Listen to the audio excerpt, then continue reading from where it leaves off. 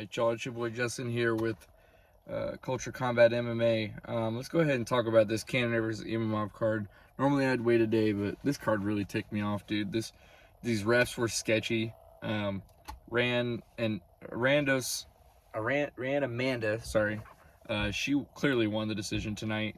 Yeah, just, biased judging, plus it's a brand new Indian fighter, so they wanted to give her the win.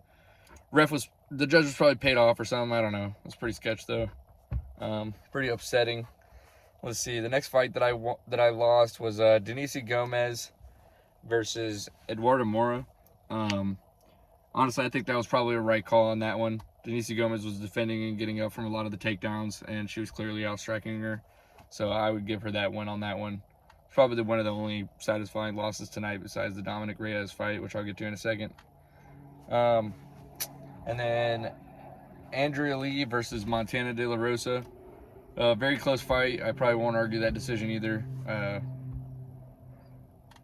But it was a super close fight. Rosas probably did edge it out, though, in that final round. Let's see. And then we'll go to the Dominic Reyes and Justin Jacoby fight. That was incredible comeback for Dominic Reyes. I'm extremely excited to see him in the future and see what he does. Is the old Reyes back? I'm not sure yet. Not enough to make a decision on that. I'll have to watch his next fight.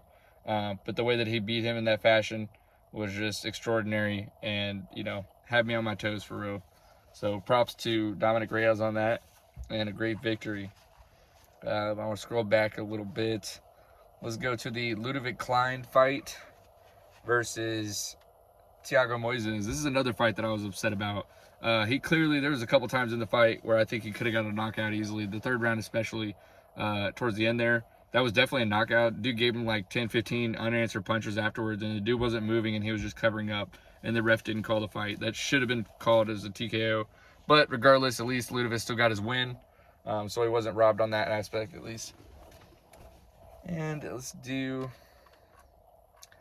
I think there's only one more. Yep, the final fight of the night. Yeah, that was probably one of the worst early stoppages I've ever seen. Ridiculous, right? Jared Cannonier was easily probably 2-1 or 3-0 going into this round. And he was wobbled, but not like disoriented. He was just like off of his balance, and he was trying to move back against the fence and swing off of the fence to use it as leverage, which is clear as day if you know how Cannonier fights. And yeah, the ref called it early. Definitely needs to be an investigation into these kind of things. These are ridiculous, bro. Like, these things happen every single event now. In the last couple of years almost too, for real. I don't know about before that, but at least for the last couple of years, there's been some sketchy calls on this. And yeah, I think these referees should definitely be, or not so much the refs, but the judges should definitely at least be investigated at minimum.